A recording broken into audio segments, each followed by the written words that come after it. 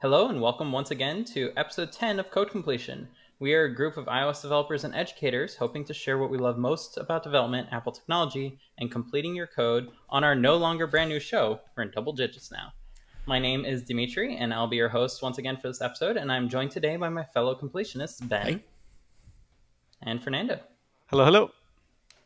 So next week, as you all may or may not know, Apple has their high-speed event. So we figured we would do a shorty episode of predictions. So that said, this week's episode is brought to you by Pennant, calling all sports fans. Want to keep track of the season, but there's so many teams and not enough time? Check out Pennant. Pennant provides sports standings at a glance. Pennant displays league standings as a simple bar chart where the best teams rise to the top throughout the season. And of course, you can dig in deeper with team stats, game results, and more. Version 10 introduced the all-new customizable My Pennant view, where you can build a wide selection of visualizations for any sport, division, or team. Unlock Pennant Premium to add as many blocks as you'd like, and put any of them on your home screen as a widget. Whether you follow MLB, NFL, NBA, NHL, or MLS, Pennant has you covered, with more sports and leagues coming soon. Thank you so much to Pennant for sponsoring Code Completion. Download Pennant on the iOS App Store today. So, as I said when we opened the episode, we wanted to do a prediction event since iPhones are supposedly being announced next week. So what kind of iPhone would you prefer, Ben? Wow. So is it just anything? Anything I want? I mean, I think that's how these prediction shows go, right? It's exactly. Just anything. It's whatever you want. That's what Apple Sky's makes. the limit. So in that case, no, I think as far as like realistically what we can maybe expect or what I would like to see, just, even if it was sort of within the realm of possibility, right, is I've heard lots of things about flat sides, kind of the new iPad or the recent iPad changes where they've made the sides flat, kind of squared off. And that would be great for grippability, basically being able to hold on to the phone. I've noticed that with like the super rounded sides, it looks nice, but it's just a little bit harder to hang on to. So I'd love that. And then I would also, sort of the dream for me would be the new Touch ID sensor they added to the iPad in the lock button. I would love for that to be present, and then also for it to have Face ID, because I think there are times when one works and the other is not great, and then there are times when the reverse is true, right? Like if you're out and you, let's say, have gloves on and it's cold or something, you might, your face might be a better choice. Or if you are waiting in line somewhere to grab to-go food during COVID times and you have your face mask on, maybe using your fingerprint would actually be better to get into your phone. So I think really the best of both worlds is to have both on board and let you just kind of pick at any given time which one you'd rather have. So really, if we could go with the design that I've kind of seen, that sort of like candy bar style, really kind of almost like iPhone 4, iPhone 5 style flat sides, and then both of the authentication methods, I'd probably upgrade with just those two things. Yeah. I think there's a lot of speculation going on, and probably proof at this point that smaller iPhones are coming. Yeah. The thing I don't want to see, though, is Apple releasing a smaller phone that does not have all the things. Right. So Right. they can choose to just make a smaller phone that is just cheaper. And it's not the same as the Pro model. It has less capable cameras. Right. Probably has the same A14 because, let's face it, it's cheaper for Apple just to make one chip and put it on absolutely everything. Yeah. But from like the point of view of cameras and things like that, it's probably not going to have all three cameras that even the 11 Pro has. So that would be kind of a downgrade for me, and that would prevent me from wanting the device I want. Yeah. Which is like super unfortunate, because I would love to have a smaller phone. I know a lot of people hate the SE size class when doing development. I kind of want to tell those people to go shoo off somewhere, because it makes for a better phone for it to be smaller. Yes, definitely, you can have as big a screen as you want, but let's not use that as an excuse of like, oh, that makes app development hard. No, like we did fine before. Like scale back your buttons and you should be fine. So we're talking SE1 or SE2? We're talking like the 4-inch? SE1. Yeah? Okay. Yeah. I was gonna say I don't know if this is going to be boring, but I agree with everything you guys said. Like I want like the SE phone, like the first SE to me is basically the perfect form factor.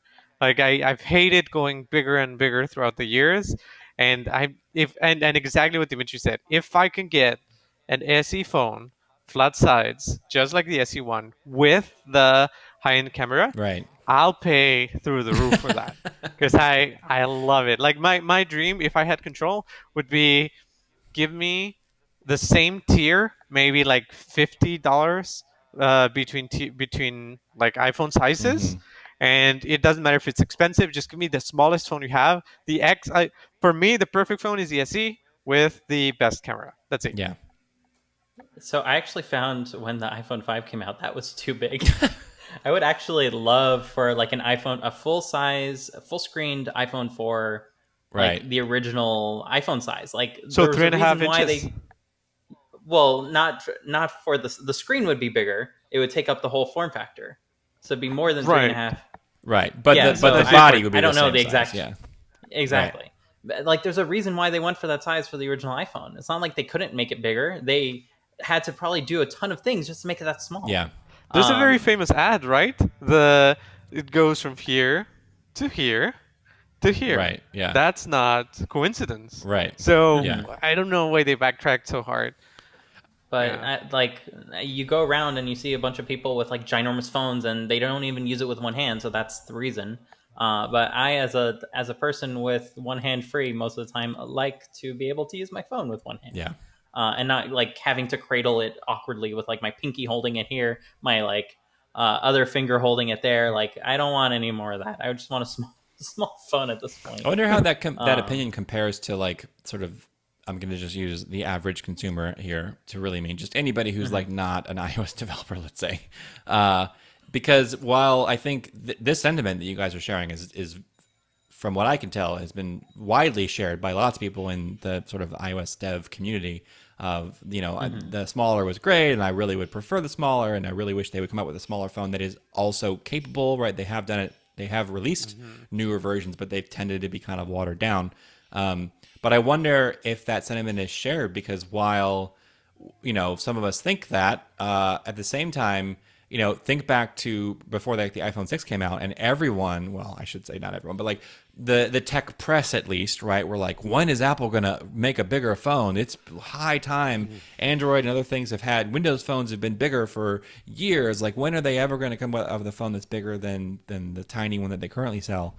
So I wonder like how much that is. I mean, I'm sure Apple has all kinds of data about like which ones they should be selling and yada yada yada. But I wonder like why is it that they waited until they did? Why did they come out with the sizes they did? And then why did they shrink the line rather than just like like you were saying, Fernando, right? Like why not just have like I shouldn't say good, small, medium, large, and they're all the same basically from a Heck, the smaller one can be more expensive. Yeah. I know that's like a like it has more high tech stuff in it. Yeah. That would be totally fine with a huge amount of people that buy Apple's products. And tons of nerds honestly would speaking. pay. They were like, "Look, it's exclusive. I paid extra for this. It's like the fancy." Yeah. Yeah. This one comes I'm in black. None of the others do. I'm also not. I haven't lost hope 100% because with this latest version they did like the Pro both for two form factors, right? Yeah. And they didn't differ at all, did they? Yeah, I think literally No. just screen sizes. They were exactly the same. Yeah. So Yeah. if we're lucky, it may happen. But Yeah. I mean, I've been waiting for the SE, the real SE to come back. Yeah.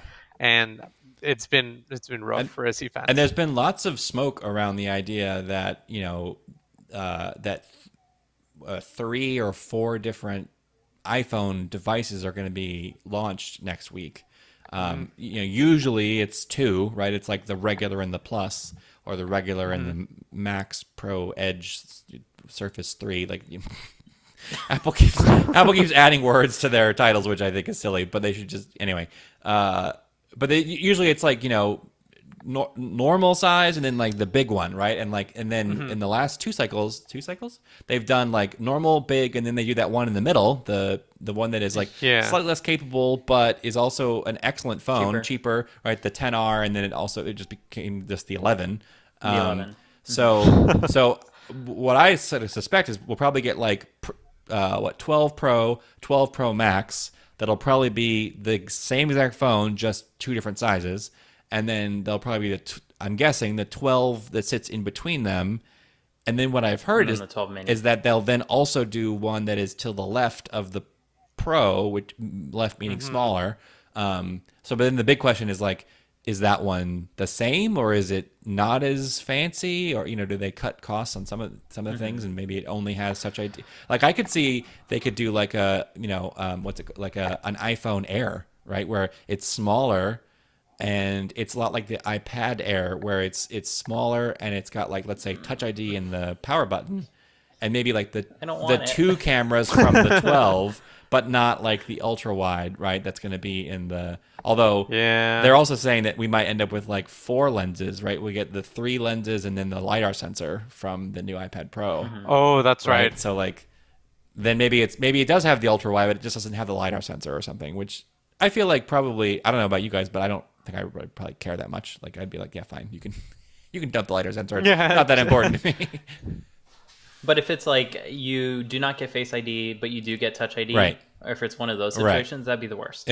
Because then it's like, I want that one, but I don't want it because of those Yeah, reasons. yeah. And tell me if I'm wrong, but I heard that the 11 Pro size is not going to be the same as the 12 Pro size. Oh, really? Meaning the 12 Pro is going to be like larger or something. I don't know if I read that right. That has just given me anxiety. Yeah, there's been all these. in Are we general, Android? because I don't want something. There's Bigger. been all these like inches size, which it's so weird that like screens are measured diagonally, which is not very helpful when you're trying to like imagine how big it is. But I've heard like 6.7, I think is that how big the max is? It's like that's the biggest one, and then so big. it's like 6.5 or 6.3 is the next one down, and then like 6.2 or 6.1, and then I even heard. I think is it 5.2, which is like I think that the imagination there is that it's potentially an SE1 body, but it's a bigger screen Full because screen. it's full screen because it takes up the entire face of the phone. So who knows? I mean, I'm depressed. It's not gonna happen, guys. It's just not gonna happen. the one thing I can say is that probably whatever happens, it will not be anything like what we've just all said. Like it's. Whenever I've listened to these prediction shows, they tend to be anywhere from like in the ballpark to just wildly inaccurate. So Yeah. Anyone care about 120 hertz refresh rate that might be coming? So I have for work. I got a Galaxy S20 as a test device for Android, so I could test the Android builds. I'm not switching. Don't worry. It's a very nice phone, but I'm not switching. But it runs natively 60 hertz, but it does have you can just like push a button and it like quickly reboots, and then it has 120 hertz throughout the entire UI, not just like certain things, but everything. Nice. It's cool. It does drain the battery faster, and it does seem smoother. But like to dig on Android a little bit, it's kind of really just as smooth as the iPhone at that point. Yeah. So maybe if I live, and I don't live with this. I mean, I use it for work to test and stuff, but like I don't live with it as my daily driver. So maybe if I did, I would have a different opinion. But so far, I'm not that. I don't know. It's fine, but like I don't think it's kind of like the LiDAR sensor. Like it's cool, and I'll take it if you're going to include it in the thing I'm already going to buy. But like, meh. The only way I could see them including 120 hertz is if they went the way of 64 bits. Like nobody was asking for 10 it. bit, you mean?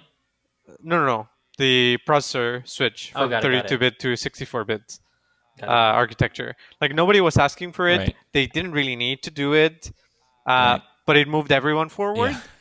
So I could see like, wow, look, we're 120 hertz. It's gonna be amazing, and yeah, it's gonna be cool. But it's just like Ben says, it's like, I guess. I mean, it's cool. And when you set up the phone, you'll have that little. You know how like when you do ProMotion or what what's the like auto tinting thing where it changes the white balance on the screen? Oh, right. True tone. Yeah, True Tone. Color? True Tone. Yeah. So, Oh, True so like Tone, when yeah, you yeah. when you're setting up the phone, you get like the little demo of True Tone. You're like, wow, it's like so blue, and then it's like more natural, and it's like great. And then so you're like, I'm turning this on, and you turn it on, and then you like go about your day, and then like you very quickly forget that it's Forget even about there. it. You Yep. appreciate that it's there, like very generally, but Exactly. you don't really care anymore. And I feel like this thing, they're gonna have some little demo if it's there. They'll have some like little demo during the setup, be like, wow, 120 hertz, so much smoother. And then you'll just turn it on, and then 5 minutes from now, you'll be like, oh yeah, this is just my phone. Like, it's not. Agreed. Yeah. So it's exactly the same thing. Like nobody wanted. I don't think anybody like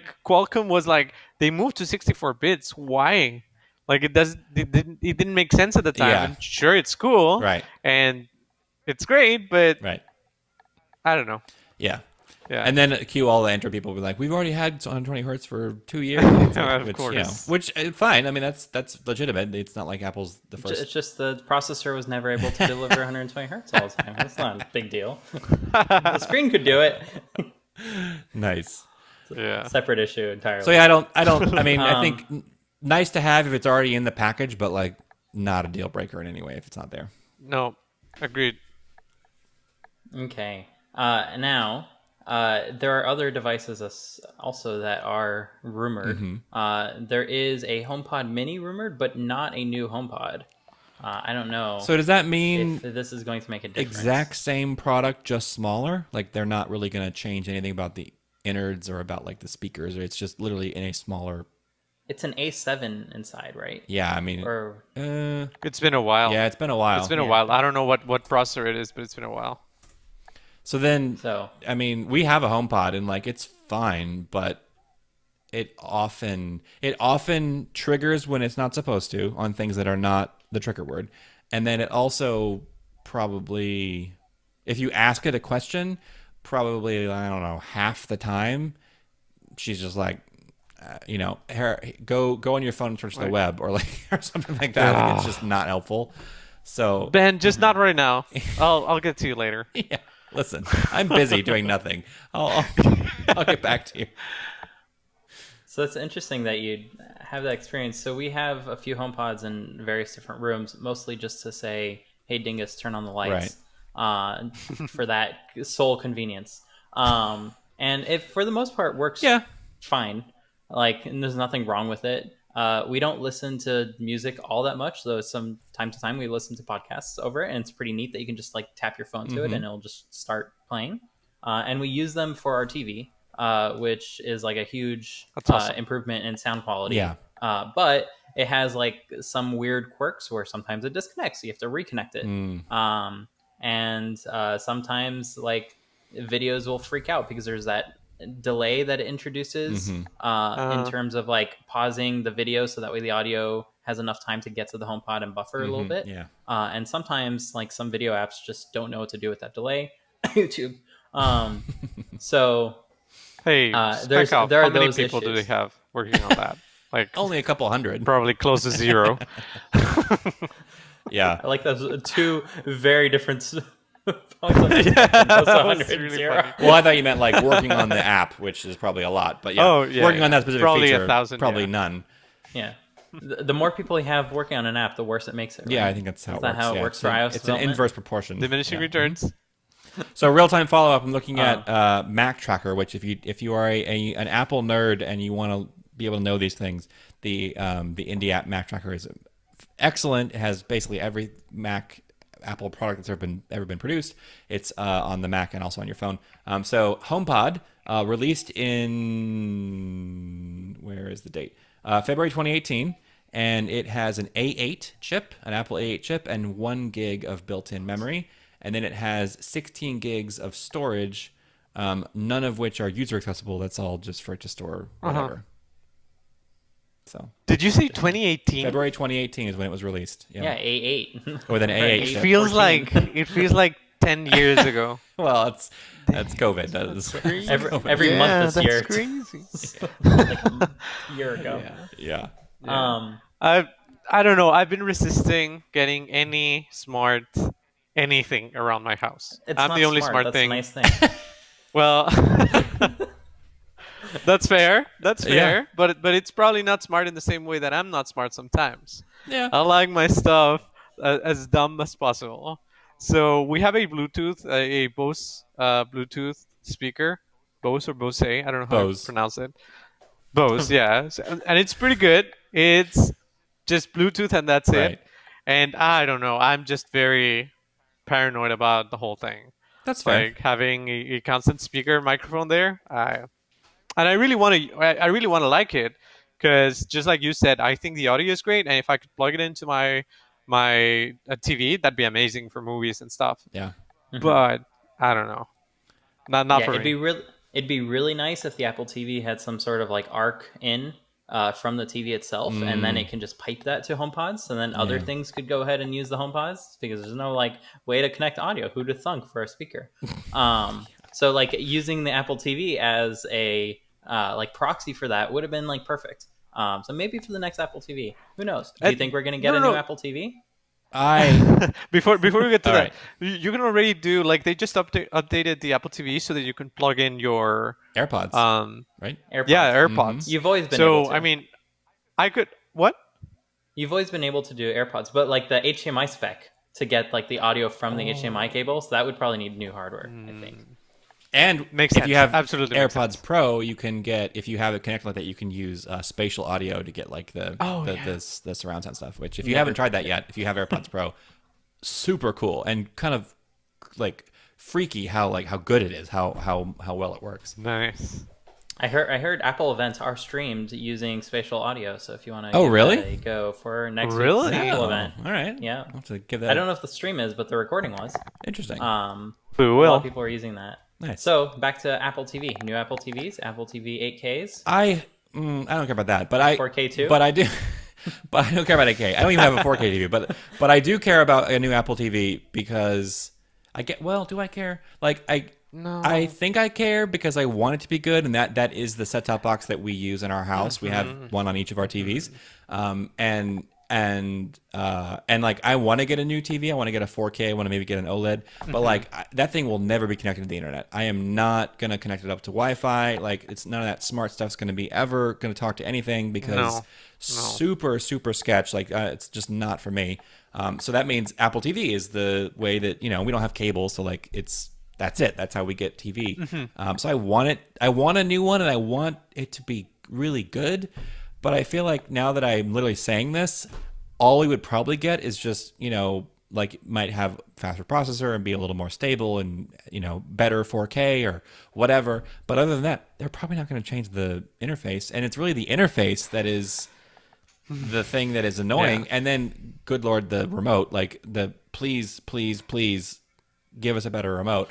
I don't know how many times I go to pick it up off the couch and it's facing the wrong direction. So then I end up like changing something on the playback because I'm holding it backwards. Or you're not changing anything. Or 'cause yeah, you're, like, you're just touching glass. What's going, Yeah. And like ours is cracked because it's a glass front and it's in the living room where it's of course going to fall off the couch onto the tile floor. Like, I mean, when would it not? Anyway. I thought you were going to say because we've thrown it so many times out of anger. That too. But it wasn't a 4K TV, so the TV was indestructible. Yeah.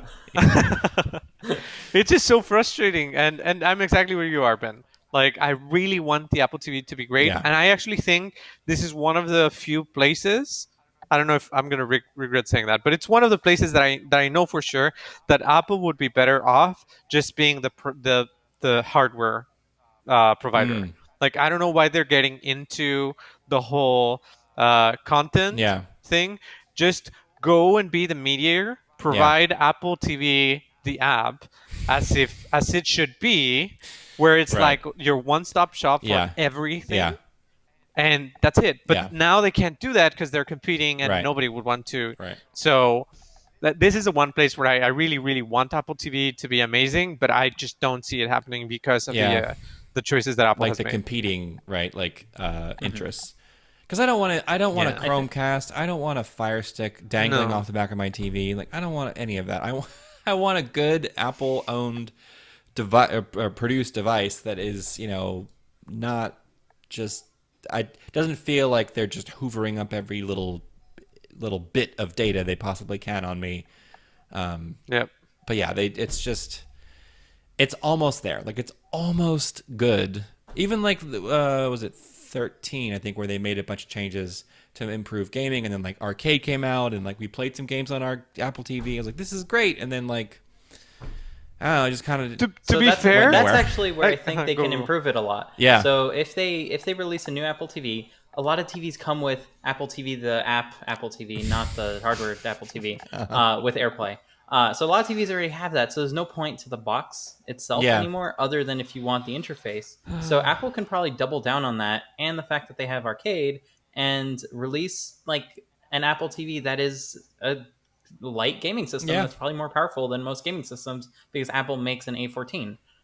So like if they just make an Apple TV with the brand new chip in it, maybe even with more GPU power, and sell it to you with a controller or two, like Nintendo used to do. When you buy a new console, you get 2 controllers so you can play with friends.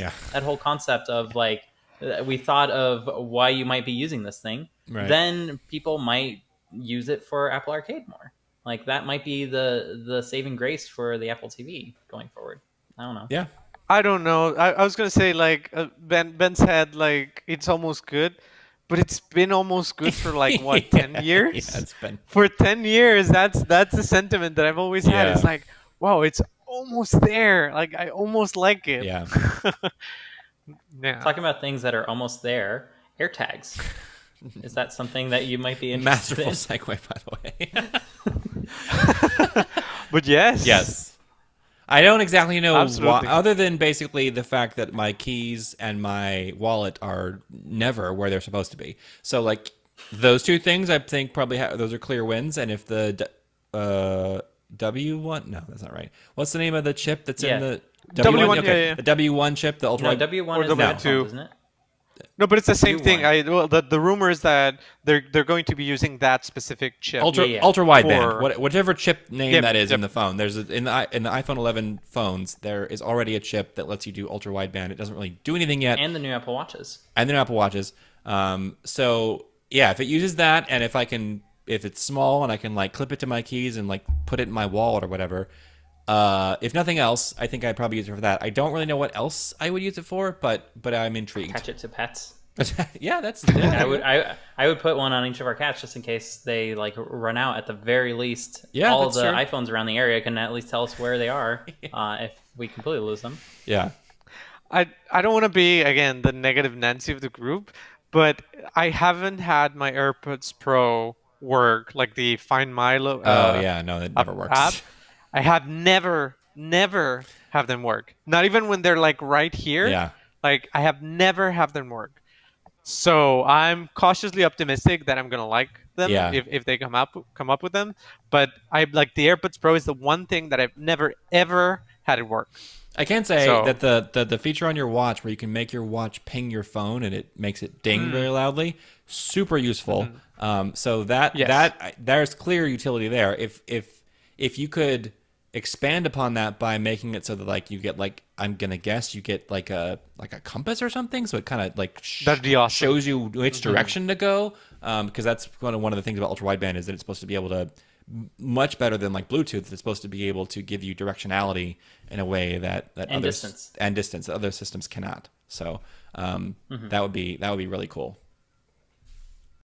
As always, I want to also personally thank everyone for watching live and listening in this week. We'll be streaming every week, so be sure to follow us on Twitter at Code Completion to know when new episodes go live and get released. Be sure to also sign up for our monthly newsletter on our website at codecompletion.io, where we will recap the topics we discuss, reveal the answers to complete the code, and share even more we learned in between episodes. And most importantly, as a new podcast, please be sure to share this with your friends and family who are also interested in any part of the process of app development. It's your support that enables us to continue doing this, and we hope to grow a healthy community around these topics. Once again, I want to give my thanks to Ben, who is at Ferrous Guy.